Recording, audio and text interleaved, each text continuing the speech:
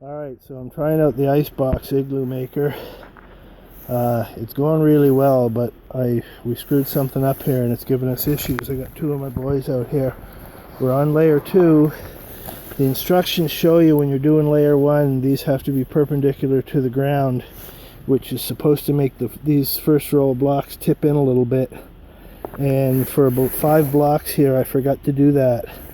And now it's an issue. I just can't get the second row up there properly unless I go back and redo these other 5 blocks. So I think, and the boys are getting a little bit fussy right now, so I think I'm losing my help here. So we're probably going to call it a day, but it's working really well otherwise. The snow is not ideal for packing, but it's still going really well. This issue is, as I mentioned, because I didn't tip in. You can see here, I hope you can, those aren't tipped in, but then I got to here and I realized my mistake, and then I start to tip them in again, and these ones are tipped in well. You can see the igloo is starting to, don't Betty, please, the igloo is starting to form up this way, so I think it's going to work really well.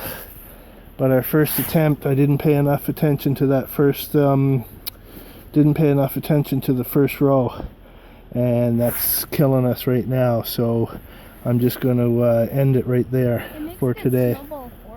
Yeah, they keep saying they only want to make it 2 high or 3 high to make a snowball fort. No, not 3. I guess if you want it to do that, then you wouldn't adjust it. So part of it is, you see here, it shows you for row 1, you put this little tab in there, and then when you're switching from row 1 to row 2, you see 1 is here, 2 is there. For the 1 block in between the 2 rows, you go to the middle hole, which will be what's marked 3 here. So I do 1 row of 1 block in the middle one, 1 row of 2, and then from 2 to 3, there's no middle holes. So for the 3rd row, you just do 3. From 3 to 4, there's 1 in between, so you do 1 block on this guy, and then you go to 4, and then 4 to 5, there's nothing in between, so you just make a straight transition.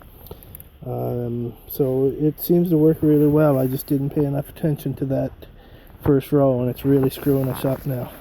So one thing I don't like about it is the way these clips work to hold everything together. I mean, it's kind of a neat way that it packages up into one thing, but these are really clumsy. What I'm going to do is I'm just going to get a couple of pieces of material and sew together a bag, haul out the sewing machine and make a little bag that's just perfectly fitted to it, and then slide it all in the bag, pull the mouth shut, and then everything's good. And I can just see these clips are gonna get broken early on, and they're just really clumsy. But I mean, that's pretty minor.